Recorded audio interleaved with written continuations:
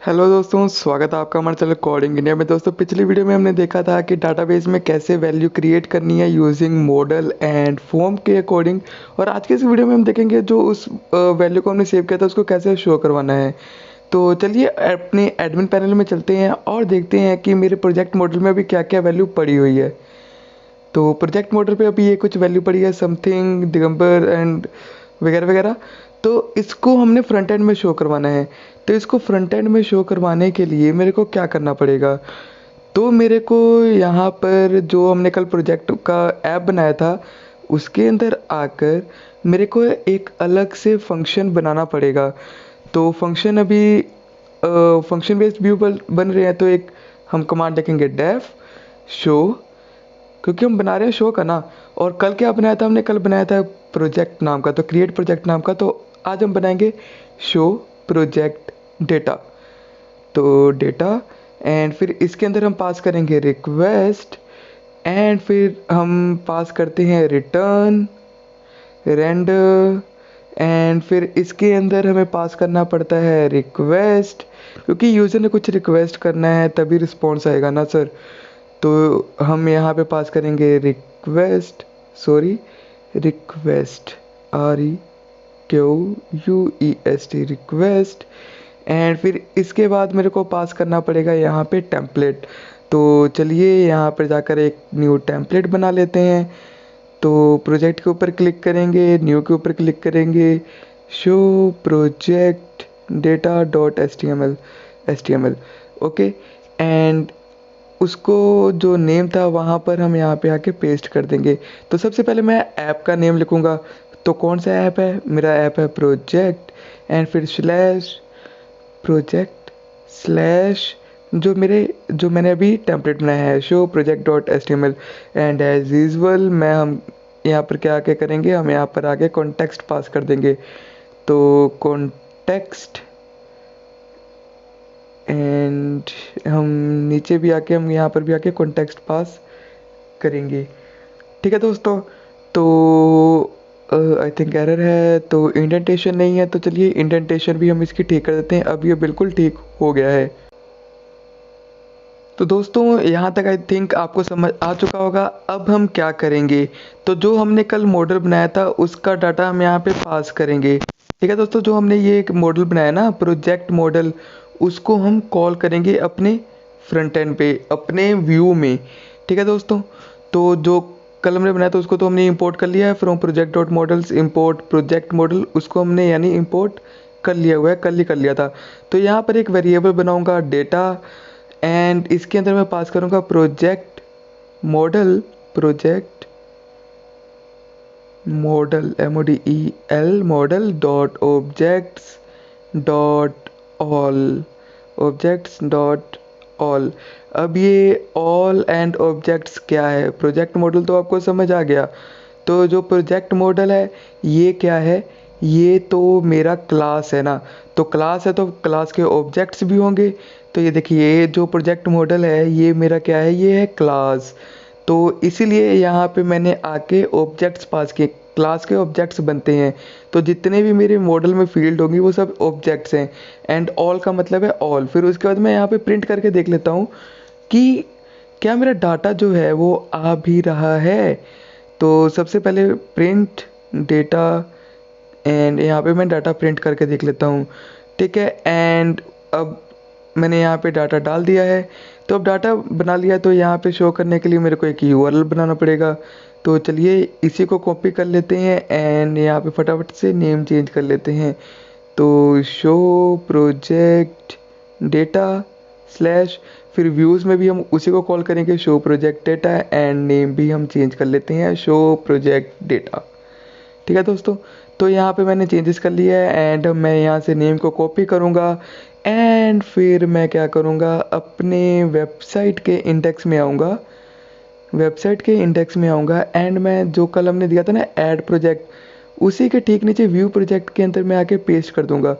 तो slash view project के अंदर आके मैंने शो प्रोजेक्ट का डाटा यहाँ पे पेस्ट कर दिया है। तो अब मैं पेज को रिलोड करूँगा एंड मैं आके चेक करूँगा। तो व्यू प्रोजेक्ट के ऊपर मैं जब क्लिक करूँगा तो देखते हैं पेज खुलता है कि नहीं। तो यहाँ पे कुछ मे बी एरर है, तो चेक कर लेते हैं एरर। तो दोस्तों एरर से डरना नहीं चाहिए, बिकॉज एरर क्या होता है, एरर को सोल्व करने का अलग ही मज़ा है। ठीक है दोस्तों, तो अब यहाँ पे कुछ आया है यूआरएल का इशू है। तो अगर मैं जाके कोड देखूँ तो django.urls.exception है ना, तो यहाँ पे देखें तो कुछ यूआरएल में इशू है। अगर नीचे देखो तो शो प्रोजेक्ट डेटा, तो आई थिंक ये पेज रीलोड ना करने के कारण है। तो यहाँ पर अब यूआरएल में बना हुआ है मेरे पास, तो मैं पेज को रीलोड करूँगा। ठीक है, एंड यहाँ देखो पेज को रीलोड किया मैंने। तो अब यहाँ पर ये पेज रीलोड होगा एंड अब मैं जाके इस पेज को रीलोड करूँगा। तो यस, अब मेरा शो प्रोजेक्ट का डेटा भी शो होगा। यहाँ पर क्या आएगा, अभी ब्लैंक पेज आ रहा है, डैट मीन्स मेरी वैल्यू। अब मैं बूटस्ट्रैप में आके इसको क्या करूँगा, इसको शो करूँगा। यहाँ पे मैं इसको थोड़ी बहुत उसको कॉल करेंगे ना, डिज़ाइन करेंगे। तो देखो यहाँ पे मेरे पास वैल्यूज़ आ रही हैं सारी, जो समथिंग दिगंबर झा वगैरह जो वैल्यू थी डाटा एंड की डाटाबेस की, वो सब वैल्यू मेरे को आ रही है जो मैंने प्रिंट कमांड चलाया था उसके थ्रू। तो अब मैं बूटस्ट्रैप में आके डॉक्स पे जाके नीचे स्लाइड करूँगा एंड यहाँ पर कुछ कहीं पे होगा टेबल्स। तो टेबल्स को मैं सिलेक्ट करूँगा एंड यहाँ से चलिए फर्स्ट को ही कॉपी कर लेते हैं एंड मैं यहाँ पे क्या करूँगा, शो प्रोजेक्ट के पेज में जाऊँगा एंड सबसे पहले मैं यहाँ पे एक बॉयलर प्लेट लगाऊँगा। तो बॉयलर प्लेट लगाया एंड उसके बाद मैं यहाँ पे जाके टाइटल चेंज कर लूँगा। तो टाइटल चेंज करके शो प्रोजेक्ट डेटा रख लेते हैं। ठीक है दोस्तों, एंड यहाँ पर आके उसको हम पेस्ट कर देते हैं। तो दोस्तों मेरी वैल्यू बैकएंड से आएगी, तो यानी फोर लूप से आएगी। तो फिर मैं क्या करूँगा, टेबल बॉडी के अंदर आके एक टेबल की रो रखूँगा, बाकी सब डिलीट कर दूँगा। ठीक है, एंड यहाँ पे मैं फोर लूप लगाऊँगा। तो curly braces percentage for I in data and फिर नीचे आके जहाँ पे मेरा टेबल रो ख़त्म हो रहा है वहाँ पे एंड फोर कर दूँगा। ठीक है दोस्तों, एंड फिर अब मैं यहाँ पर आके अब देखो ये जो डेटा है इसको हम गेट करवा रहे हैं ना, तो इसको हमने फ्रंट एंड में भी भेजना है। अब ये ध्यान से देखना है, यहाँ पर ये वैल्यूज़ आ रही हैं। ठीक है, ये प्रिंट के थ्रू आ रही है। तो ये जो डेटा है कोड्स में डेटा की वैल्यू पर कल भी समझाया था, जो डेटा है ये है बैकएंड के लिए एंड ये है फ्रंट एंड के लिए। तो जो कोड्स में वैल्यू है जो आगे लिखी हुई है वो है क्या, जो की है वो फ्रंट एंड के लिए। तो वही हमने यहाँ पे डेटा पास किया है एंड अब फॉर लूप की वैल्यू है तो ये समथिंग कुछ आएंगी। तो ये हमने यहाँ पे शो करना है। पेज को रिलोड किया तो ये अभी कुछ ऐसा आ रहा है। तो आई थिंक हमने CDN नहीं लोड किया हुआ, तो चलिए CDN को भी लोड कर लेते हैं बूटस्ट्रैप के। तो इंट्रोडक्शन में आएंगे बूटस्ट्रैप की एंड यहाँ से CDN को करते हैं कॉपी। CDN को कॉपी किया, यहाँ पर आके हमने कर दिया पेस्ट, तो मेरा CDN लग चुका है। एंड चलिए अब हम पेज को एक बार जाके रीलोड करके देखते हैं। तो जी हाँ दोस्तों, ये पहले से तो बहुत बढ़िया लग रहा है। एंड अब हम क्या करेंगे, अब हम यहाँ पे सीरियल नंबर फील्ड्स के नेम चेंज कर लेते हैं। तो यहाँ पर हम पास क्या कर रहे हैं समथिंग कि अगर हम कोई भी फील्ड के अंदर जाके देखें, जो कल हमने मॉडल सेव की थी, तो उसके अंदर है एक है नेम, एक है प्रोजेक्ट डेट एंड एक है कैट। तो चेक कर लेते हैं कैट। तो यस, यहाँ पे आके हम कैट पास कर देंगे कैटेगरी। ठीक है, नेम तो कुछ भी रख सकते हो। एंड यहाँ पर अगर फोर लूप के थ्रू वैल्यू पास करनी है तो फोर लूप डॉट काउंटर लिखेंगे हम, COUNTER, for loop dot counter. तो एक एक करके वैल्यू आएगी एंड नेम पास कर रहे हैं तो आई डॉट नेम। ठीक है दोस्तों, क्योंकि वहाँ पे जो तीनों फील्ड्स हैं, ये देखो नेम है, एक प्रोजेक्ट डेट है एंड एक कैटेगरी है। ये नेम है, प्रोजेक्ट डेट एंड कैटेगरी है, कैट है।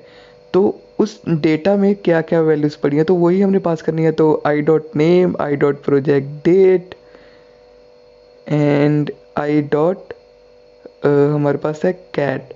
तो चलिए पेज को जाके रीलोड करते हैं। तो यहाँ पे दोस्तों हमारी सारी वैल्यूज़ आ चुकी हैं, आप देख सकते हो। तो दोस्तों आज के लिए इतना ही, मिलते हैं अगली वीडियो में। जहाँ पर हम देखेंगे ERP के कुछ और बेसिक